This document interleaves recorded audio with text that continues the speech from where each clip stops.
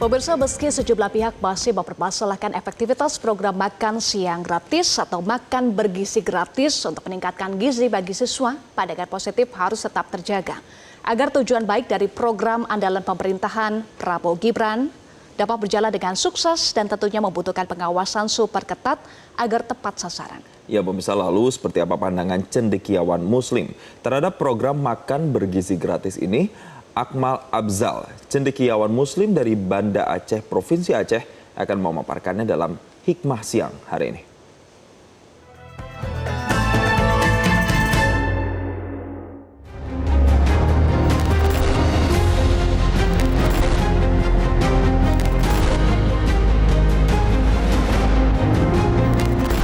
Pemirsa, program makan bergizi gratis yang diluncurkan Januari 2025 ini menjadi langkah penting pemerintah Indonesia dalam upaya meningkatkan sumber daya manusia di tanah air.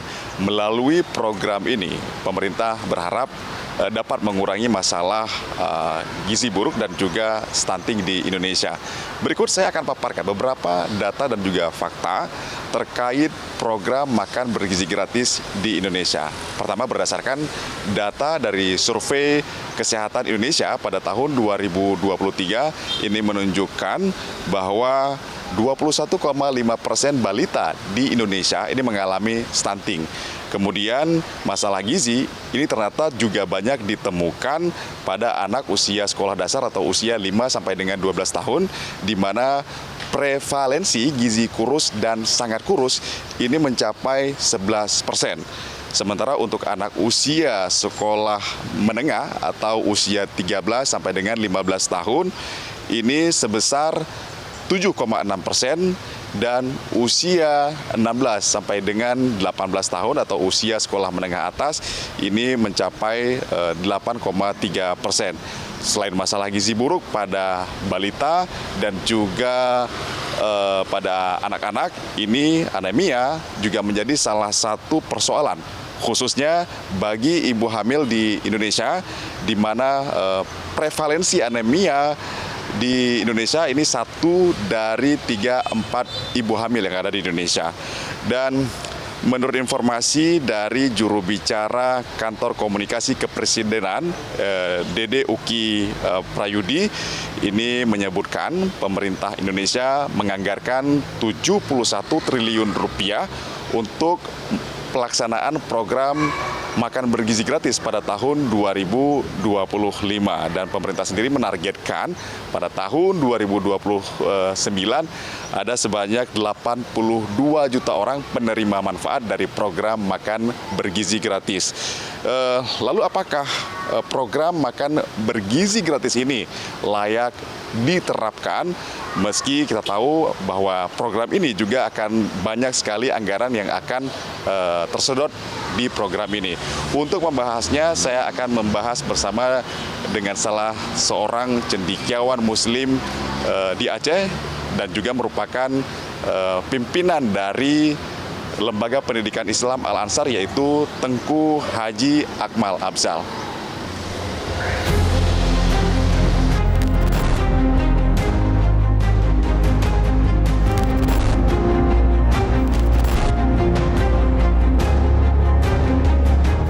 Dan untuk membahas mengenai program makan siang bergizi gratis, hari ini saya sudah bersama dengan pimpinan Lembaga Pendidikan Islam Al-Ansar, ada Tengku Haji Akmal Abzal. Assalamualaikum, Tengku. Waalaikumsalam warahmatullahi wabarakatuh. Sehat, Tengku? Sehat walafiat.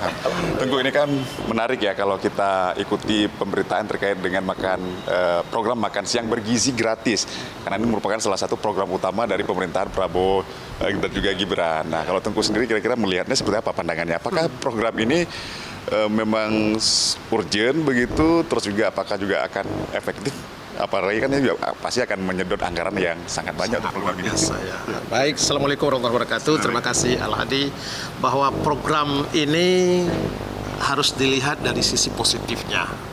Bahwa kalau nama itu yang direncanakan oleh pemerintah Prabowo Gibran ini untuk peningkatan gizi, terutama anak-anak kita yang sedang sekolah, bayi dan ibu menyusui, tentu itu program yang cukup positif, cukup baik, dan sedianya harus mendapat backup serius dari masyarakat. Tapi sekali lagi, apakah ini program pencitraan untuk bersifat instan pragmatis, atau ini adalah program yang berlanjut kepada kepastian stunting yang menjadi masalah serius di Indonesia. Anak-anak kekurangan gizi menjadi persoalan yang lumayan serius juga di Indonesia. Kalau tujuan makan siang bergizi gratis ini adalah untuk menghentikan laju stunting dan kekurangan gizi, maka semua stakeholder harus memberi dukungan. Karena tidak semua, bukan hanya orang-orang miskin yang tidak makan makanan bergizi. Orang kaya yang tidak teredukasi pun dia juga akan rentan makan. Karena dewasa ini, Al-Hadi, yang terjadi adalah anak-anak lebih memilih makanan modern, makanan yang mahal, makanan yang terbaru, tanpa pernah mereka berpikir makanan ini halal atau haram, dan makanan ini sehat atau tidak sehat. Satu lagi, bergizi atau tidak bergizi. Dan inilah yang harus disikapi oleh kita semua, bahwa program ini jika memang untuk meningkatkan kualitas, karena makanan bergizi tentu punya dampaknya adalah untuk meningkatkan kualitas sumber daya manusia anak-anak kita.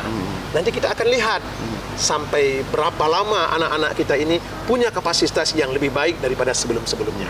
Tapi kalau Tengku Akmal sendiri melihat, apakah ini kira-kira akan efektif atau tidak itu? Tentu ini kita anggap test case ya.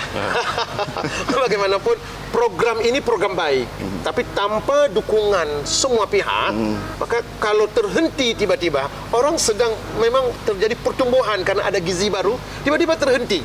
Maka efektif tidak efektif tentu ada volume berapa tahun yang bisa dilakukan dengan seperti Al-Hadi sampaikan. Ini kan menguras anggaran yang tidak sedikit. Ya, dengan krisis anggaran negara juga defisit sekarang.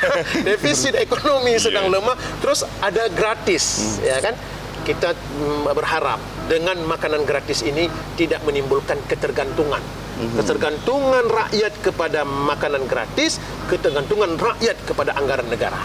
Maka kita berharap bahwa ini harus ada waktu yang berbatas, sehingga nanti akan ada takaran. Oh, dengan makanan gratis yang bergizi disalurkan oleh pemerintah ini, ternyata dampak positifnya itu berasa.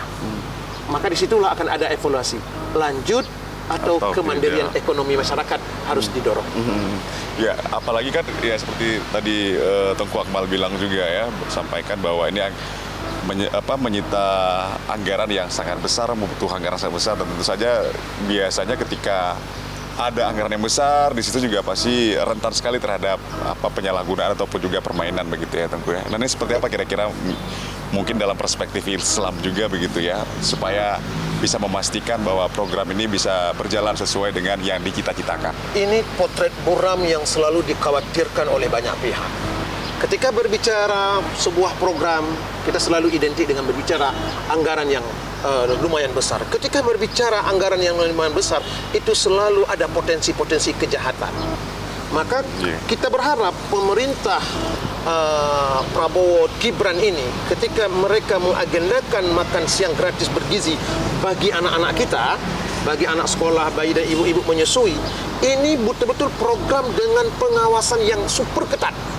Jangan sampai terjadi bahasa yang dipiralkan adalah makan siang gratis yang bergizi, tapi yang tiba di hadapan siswa makan siang toge dengan air kemasan.